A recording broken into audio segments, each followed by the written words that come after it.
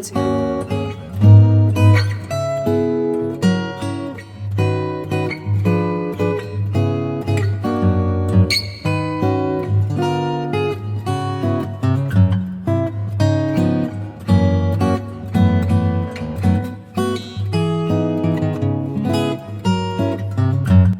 বুঝতেই পারছো প্রচুর প্রচুর কাজ আজকে সারাদিনে তোমাদের সাথে শেয়ার করেছি মাত্র 17 মিনিটের একটা ভিডিওতে। গতকাল রাতে শোয়ার সময় মুখে যে স্পট রয়েছে সেখানে একটা প্যাক লাগিয়ে শুয়েছিলাম জাস্ট স্পট কারেক্টিং হিসেবে, আর সকালে সেটা একদম শুকিয়ে গেছে। তবে ভেবো না এখন খুব সকাল, আমি যদিও ভোরবেলা উঠেছিলাম, ভোরবেলা উঠে আয়ুষ্মানকে একদম টাটকা টাটকা টিফিন বানিয়ে দিয়ে প্যাক করে দিয়ে স্কুলের জন্য রেডি করিয়ে পাঠিয়ে দিয়েছিলাম। ভোরবেলা উঠে কিন্তু আমার ঘর ঝাড় দেওয়া, বাসি ঘর যা যা করার, তারপরে সকালবেলা কিছু ঠাকুরের গান চালানো, সেই সমস্ত কিছু হয়ে যাওয়ার পর আয়ুষ্মান যখন স্কুলের জন্য বেরিয়ে পড়ে তারপর আমি আধ ঘন্টা একটু রেস্ট নিই। আর আজকে তোমাদের সাথে এই প্যাক লাগাবার বিষয়টা শেয়ার করব বলেই আমি রেখে দিয়েছিলাম, নাহলে এতক্ষণ আমার ফেস ওয়াশও হয়ে যেত। তো জাস্ট রাত্রিবেলা একটা নিম প্যাক লাগিয়ে শুয়েছিলাম, আর সকালবেলা উঠে আমি যে ফেস ওয়াশ ব্যবহার করি সেইটা অ্যাপ্লাই করে নিয়ে ক্লিনজিং, টোনিং আর ময়শ্চারাইজিং এইগুলো সকালবেলার আমার কাজ থাকে। নিজের স্কিনটাকে গ্লোয়িং করবার জন্য এইটুকু কষ্ট কিন্তু আমাদের করতেই হয়। যখনই একটুখানি এই কাজগুলো থেকে নিজেকে সরিয়ে আনি, মানে হয়তো যে কোনো কারণে স্ট্রেসফুল লাইফের জন্য হতে পারে বা যে কোনো কারণে যখন এই কাজগুলো করতে পারি না, স্কিন আবার ডাল হয়ে যায়। তাই নিজের যত্নের জন্য একটু হলেও পরিশ্রম দরকার। আর আজকের আমার এই ভিডিওর মেন থিমই হচ্ছে পরিশ্রম। মানে তোমরা আমাকে অনেক অনেক কমেন্ট করো, পায়েল এত পরিশ্রম করো কেন তুমি, বা পায়েল তুমি খুব পরিশ্রম করো, বা পায়েল তুমি খুব খাটতে পারো। কেন করি আজ সেই কথাগুলোই তোমাদের বলবো। তো বলো, সকাল সকাল স্কিনটা কতটা ভালো লাগছে না, ফ্রেশ লাগছে নিজেকে। এরপরে আমার কিন্তু চা খাওয়ার পালা। তো তোমাদের তো ইদানিং আমি বললামই যে মাঝখানে যেমন খই খেতে ভালো লাগতো, এখন আবার মনে হয় চায়ের সাথে আগে একটু মুড়ি খাই। তো সকালবেলা গরম জল আমার খাওয়া হয়ে গেছিলো, অ্যালমন্ড খাওয়া হয়ে গেছিলো, এখন মুড়ির প্যাকেট আনা হয়েছিল সেটা ঢাললাম।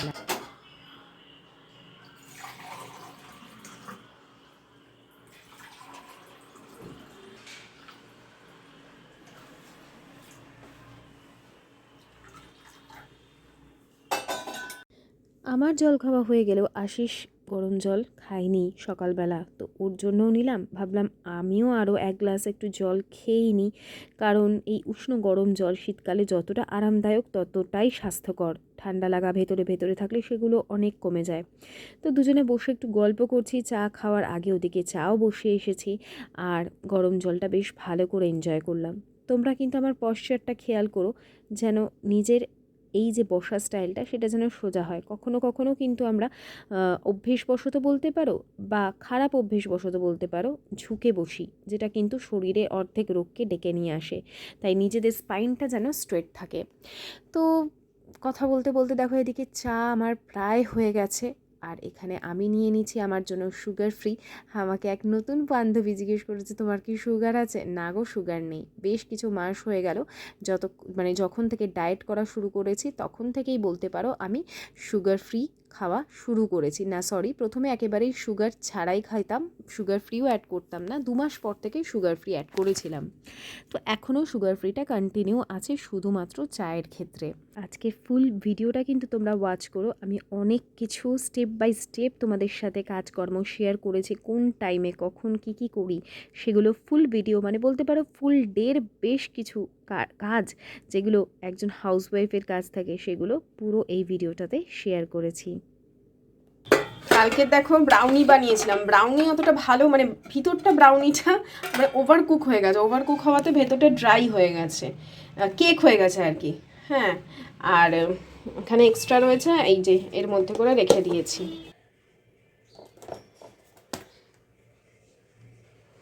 ভীষণ ভালো হয়েছে খেতে, আর ওই ভিতরে সফটনেসটা হয়নি, ওটা ইয়ে হয়ে গেছে, কেক হয়ে গেছে আর কি, আর কিছুই না।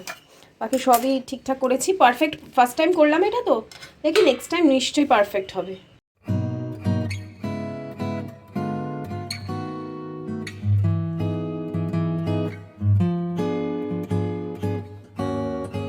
ছুঁড়ে পাওয়া প্রথম ডায়েরি, এটা ঠিক ডায়েরি না, জান, হ্যাঁ ডায়েরি, কিন্তু এটা দিয়েছে আশিসের দে কোম্পানির আর কি, যিনি কি বলে ওটাকে, সিএ। দাঁড়াও এটা খুলে নি, বললাম না এটা ডায়েরি না, এটা নোটবুক, তাও ভালো। এর মধ্যে সাদা সাদা নোটবুক তো পাওয়াই যায় না, ভালো হয়েছে এটা, ডায়েরির থেকে বেটার, টাইম টেবিল লিখতে সুবিধা। কত করে রসুন?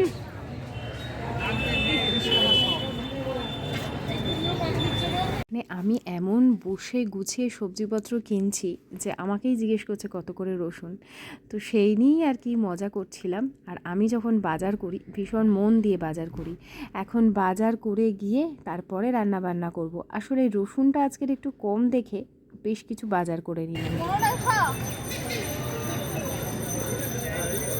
কেন ছিল তো আদা?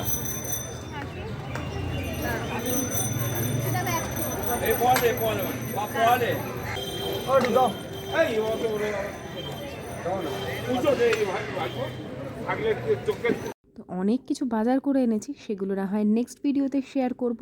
আপাতত ঝটপট রান্নাটা সেরে নিই। কিছু রান্না আমি করে রেখে গেছিলাম, অল্প একটু মাংস করে রেখেছিলাম, ডাল করে রেখে গেছিলাম। এসে করছি মেথি শাক ভাজা বেগুন দিয়ে, আর করেছিলাম এই যে কুমড়ো ফুল কিনে এনেছিলাম, জানো তো 10 টাকায় 2 বান্ডিল কুমড়ো ফুল পেয়েছিলাম। তো সেগুলোকে খুব ভালো করে ধুয়ে তারপর উষ্ণ গরম জলের মধ্যে নুন দিয়ে বেশ কিছুক্ষণ ভিজিয়ে রেখেছিলাম। এই যে রোয়াগুলো, এগুলো খুব সুন্দর উঠে যায় এবং তার মধ্যে যদি কোনো পোকামাকড় জীবাণু থাকে সেগুলোও চলে যায়। ব্যাস বেসন দিয়ে এগুলো ভেজে রেখেছিলাম। আর কালকে তোমাদের সাথে কিন্তু আমার মান্থলি যে বাজেটের প্ল্যানিং করে যে সংসারের জিনিস আসে সেগুলো শেয়ার করব। প্রত্যেক মাসের মানে মাসের প্রথমের যে শনিবার, সেই বাজার করতে যাওয়ার প্রতি আমি যতটা এক্সাইটেড থাকি সেগুলো তোমাদের সাথে শেয়ার করতেও ততটাই এক্সাইটেড থাকি। আর শীতকালের বেস্ট শাক আমার কাছে লাগে মেথি শাক। মেথি শাক যত খাবে তত শরীরের জন্য উপকারী।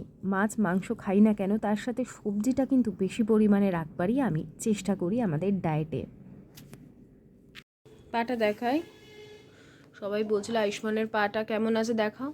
পায়ের এমনি কিছু হয়নি, কিন্তু এই যে এবারে বোঝা যাচ্ছে ফোলাটা, হাতটা সরাও, হ্যাঁ গো হাতটা সরাও, ফোলাটা কমতে এই যে পায়ের এই সাইড দিয়ে দেখো কালো হয়ে যাচ্ছে, এইখান থেকে শুরু হচ্ছে, যেখানটা মেন ব্যথা হয়েছিল সেখান দিয়ে লাইন বেরিয়েছে, এইখান থেকে পুরো এই দেখো, মানে ওর পুরো বডি ওয়েটটা গিয়ে পড়েছিল এইটার ওপর, পুরো এরকম মুড়ে গেছে পুরো। বাবা আমি তো ভাবলেই আমার গাটা কেমন করছে। আজকে এই পা নিয়ে ওর আজকে ইয়ে ছিল স্কুলে, স্পোর্টসের সিলেকশনে ফোর্থ, ব্যথা নিয়ে, তাও ধাক্কাটা তো হতেই পারে। আর ও প্রি নার্সারি থেকে শুরু করে এখনো পর্যন্ত মানে ক্লাস 3 পর্যন্ত এমন হয়নি যে পার্টিসিপেট করেছে স্কুলেও মেডেল আনেনি। এই ফার্স্ট টাইম ও সিলেক্ট হতে পারলো না, তাও ও চেষ্টা করেছে প্রচুর। আমি এবার বলেই দিয়েছিলাম তুমি বেশি পায়ের ওপর প্রেশার দিও না, কারণ লাকিলি পাটা ভাঙেনি আঙুলটা। খুব ওদের এখন হাড়গোড় খুব কচি নরম তো, আর খুব ফ্লেক্সিবল, যার জন্য কি ভাঙেনি। এটা তো আমাদের হতো হয়তো ভেঙেই যেত। হ্যাঁ, ও যে হাড়ে পায়ে প্রেশারে ছিল বলতে নেই, টাচউড ওর এত সহ্য ক্ষমতা। লাস্ট কয়েক মাস আগে দেখলে পায়ে গরম জল পড়ে গেছিল, এটাও একটা বিশাল বড় অ্যাক্সিডেন্ট হয়েছে। তোমরা আমাকে বারে বারে বলো পায়েল সকালবেলা পুজো দেওয়ার পরেই থালা গ্লাসগুলো তুলে নিও। আসলে ঠাকুরকে প্রসাদ দেওয়ার পর আমি বেশ কিছুক্ষণ রেখে দিয়ে যেই রান্নাঘরে যাই, এঁটো কাটা ধরে ফেলি, আর এসে ঠাকুরের বাসনগুলো তোলা হয় না, এই হয়ে যায় সমস্যা, বুঝেছো? তবুও যখনই মনে থাকে আমি এসে ঠাকুরের বাসনগুলো তুলে দেওয়ারই চেষ্টা করি। আজকেও তার মানে ভুলে গেছিলাম সকালবেলা, তাই বিকেলবেলাতেই আবার সন্ধে দেওয়ার পর আমি ঠাকুরের বাসনপত্র তুলে নিয়ে সন্ধে দিতে বসেছি। এখন ধূপকাঠি আর জ্বালাই না, কারণ ধূপকাঠি এখন আমি জ্বালানো কিছু কারণে বাদ দিয়েছি। আমি শুধু ধুনো দিই, তার সাথে গুগ্গুল থাকে, কর্পূর থাকে, এবং ধুনো দিয়ে সারা ঘরে দুয়ারে দিই। পরে কোনো সময় তোমাদের সাথে শেয়ার করব। এটা হচ্ছে একটা কর্পূরের দলা আর কি, বেশ অনেকটা পরিমাণে কিনে আনি, পরে শেয়ার করব কেন ধূপকাঠি দেওয়া আমি বাদ দিয়ে দিয়েছি।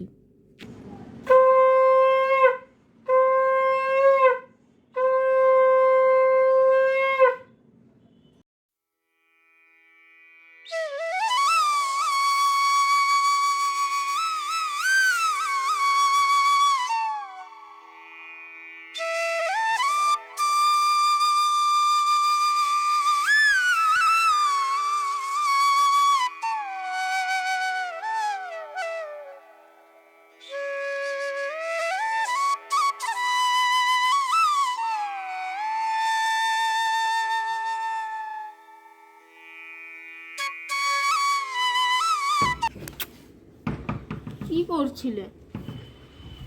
মাশরুম টাশরুম কিছু করনি? আজকে চিকেন, আমি চিকেন খাবো না। তোমার জন্য মোমো বানাবো আমি কখন? এখন। কেন? কালকে টিফিনে নিয়ে যাবে তাই। ঠিক আছে? কালকে টিফিনে কি নিয়ে যাবো? স্যাটারডে তো।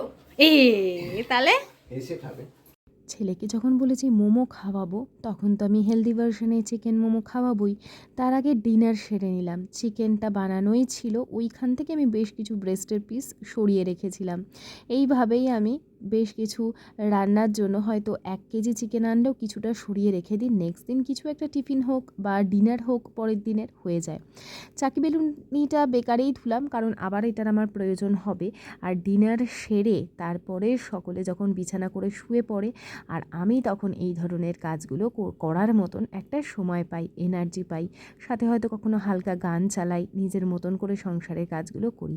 তো আদা রসুন আমি কেটে পরিষ্কার করে টিফিন বক্সে করে রেখে দিই, বেটে রাখি না, বাটলে তার টেস্ট চলে যায়। তো 3 পিস মতন ব্রেস্টের পিস নিয়েছিলাম, তার সাথে 2 টুকরো দিয়েছিলাম আদা আর 3-4 টুকরো দিয়েছিলাম রসুন। এখন এগুলোকে বেশ একটা পেস্ট বানানো হবে, তবে খুব বেশি পেস্ট হবে না। এখানে পেঁয়াজটাকে একদম মিহি করে কুচিয়ে নিয়েছি, আর আমার কাছে বেশ কিছু বাঁধাকপির পাতা ছিল, সেই বাঁধাকপিগুলোকে কুচিয়ে নিয়ে আরও মিহি করে নিচ্ছি। আমি বাঁধাকপি কিছুদিন আগে করেছিলাম, সেখান থেকে অর্ধেকটা তুলে রেখেছিলাম, সেটাকে আরও বেশ মিহি করে কুচিয়ে পেঁয়াজের সাথে মিশিয়ে রেখে দিলাম। একদম দোকানকেও হার মানাবে এইভাবে চিকেন মোমো করলে। এর সাথে আমি বেশ কিছুটা গোলমরিচের গুঁড়ো আর তার সাথে পরিমাণ মতন লবণ ও সয়া সস অ্যাড করেছি, আর দিয়ে দিলাম বেশ কিছুটা পরিমাণে সাদা তেল। এখন এটাকে খুব ভালো করে মাখিয়ে নেব। এটা হচ্ছে আমাদের মেন স্টাফিং। এরপরে আটা মাখা আমার কাছে ছিলই, সেটাকে ছোট ছোট করে লেচির মতন কেটে, একদমই ছোট্ট ছোট্ট করে কেটে সেগুলোকে আমি এক এক করে বেলে নিয়েছি লুচির মতন, লুচির থেকেও ছোট। তারপরে বেশ কিছুটা করে পুর দিয়ে এখন 4-5টা জল লাগিয়ে আমি সুন্দর করে মোমোর যেরকম শেপ হয় সেরকম দিয়ে নেব। যে যেরকমভাবে শেপ দিতে পারো সে সেরকমভাবে দেবে। আমি তোমাদের সাথে শেয়ার করেছি, আমি যত রকমভাবে শেপগুলো পারি তোমাদের সাথে শেয়ার করেছি। টিফিনটা এই কারণেই একেবারে রেডি করে রাখছি পরের দিন সকালবেলা। এখন বাজে প্রায় রাত্রি 12টা মতন, তাহলে অনেকটা রাত বুঝতে পারছো, মানে যখন আমি মোমোটা বানাচ্ছি তখন রাতের 12টা বাজে। তো অনেকটা রাতে বানাচ্ছি, হতে হতে প্রায় 12:30। তো তখন আমি বানিয়ে একটু ঠান্ডা করে ফ্রিজে রেখে দিলে সকালে ব্রেকফাস্টে সহজে খাওয়া যাবে। আর আমার ব্রেকফাস্টের একটা কাজ একটুখানি হলেও কিন্তু হালকা থাকবে, যেহেতু এটা একটা স্পেশাল খাবার। সকালবেলা এগুলো বানাতে গেলে আবার লাঞ্চ আমি টাইম মতন বানিয়ে সকলকে দিতে পারবো না, সেই জন্য এটা একটু বানিয়ে রেখে দিলে আমার কাজের সুবিধা হবে। তোমরা বলবে আগের দিনের খাবারটা তো বাসি হয়ে যাচ্ছে, বাসি মনে করলেই বাসি। এত রাতে বানানো জিনিসটা যদি আমি ফ্রিজে আমার সুবিধার্থে রেখে দিই, আমরা তো কত কিছু প্রিজারভেটিভ দেওয়া খাবার, ম্যাগি বলো, চাউমিন বলো, এগুলোকে কিনে রেখে দিই, স্টোর করে রাখি। সেখানে এগুলো তো নিজের হাতে বানানো, পরিষ্কার পরিচ্ছন্ন। তো এক এক করে সব কটা আমি বানিয়ে আগে রেখে দেবো। আর আমার যে মানে মোমো মেকারটা আছে সেটা তোমাদের সাথে শেয়ার করেছিলাম, কিন্তু যাদের মোমো মেকার নেই, যে ফুটো ফুটো থালা থাকে তার ওপরে তেল লাগিয়ে তোমরা ইজিলি করতে পারো। তার উপরে বসিয়ে দেবে মোমোগুলো, আর নিচে একটা ডেচকির মধ্যে জল ফুটতে দিয়ে দেবে, তার উপর ওটা বসিয়ে একটা ঢাকা দিয়ে দেবে। আমি এত দিন ধরে বা এত বছর ধরে ওইভাবেই ঘরে মোমো বানাতাম। রিসেন্টলি হয়তো বছরখানেক হবে আমি এই মোমো মেকারটা কিনেছি। তো এখানে না আমার একদম ছোট্ট মোমো মেকার, 6 থেকে 7টা এক একটা স্টেপে দেওয়া যায়। তো সেইভাবেই আমি করে নিলাম। তার সাথে সাথে এই যে গ্যাসটা অপরিষ্কার হয়ে গেছে, মুছছি। তো বন্ধুরা, তোমাদের একটা কথাই আমি বলি, পরিশ্রমের কোনো বিকল্প নেই। শর্টকাটে হয়তো আমার অনেক সাবস্ক্রাইবার বা অনেক ভিউজ আমি অর্জন করতে পারতাম, কিন্তু আমার মনে হয়েছে আমি পরিশ্রম করে যেটুকু অর্জন করব সেটার অনেক অনেক দাম। আমি পরিশ্রমের দ্বারা আজকে যেখানে আছি, সেখানে শুধুমাত্র পরিশ্রমের দ্বারা আমি এবং আমার হাজব্যান্ড শূন্য থেকে সব কিছুই অর্জন করেছি, শুধুমাত্র পরিশ্রম এবং ঈশ্বরের আশীর্বাদে। তো ওদিকে কাজ হচ্ছে, রান্নাঘরটা ভালো করে আমি ঘষে এবং চেপে মুছবো, কারণ প্রচুর রান্না, ঠো কাঠা সব কিন্তু এই নিচে পড়ে। তাই রাতে শোয়ার আগে রান্নাঘর আমি ভালো করে মুছে শুতে কোনোদিনও ভুলি না। তো এরপরে চলো তোমাদের দেখাই মোমোগুলো কেমন হলো। আটার চিকেন মোমো রেডি হয়ে গেল। এখন এগুলো একটু ঠান্ডা হলে আমি ফ্রিজে বক্সে করে রেখে দেবো। একটু মানে পুরোপুরি ঠান্ডা হলেই রেখে দেবো। এটা কোনো অ্যাঙ্গেল থেকেই মনে হবে না যে তুমি আটার মোমো খাচ্ছ খাওয়ার সময়। এতটাই ভালো লাগে খেতে। আর ময়দা খাওয়া তো খুবই ক্ষতিকর আমাদের স্বাস্থ্যের জন্য, সেটা তো আমরা ভালো করেই জানি। একটু তুলে তুলে রাখছি যাতে ঠান্ডা হলেও লেগে না যায়। লাগবে না, আমি অয়েল ব্রাশ করেই রেখেছিলাম। সবই উঠে আসছে।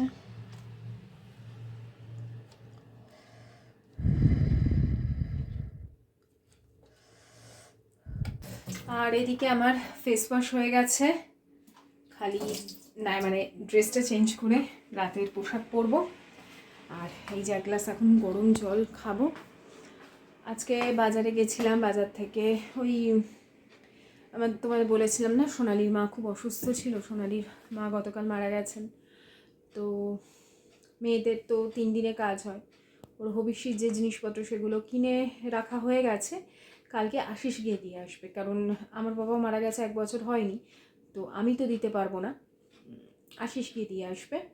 আজকে ওকে ফোন করেছিলাম, ফোনটা ধরেনি প্রথম দিকে অনেকবার। আমি আসলে জিজ্ঞেস করলাম যে ঘাট কাজের জন্য কাপড় দিতে হয় তো কাউকে না কাউকে, তো বাড়িতে আত্মীয় স্বজন সবাই থাকে, তবুও মা বাবা থাকাকালীন একরকম হয় মেয়েদের, আর তারপরে আর একরকম হয়।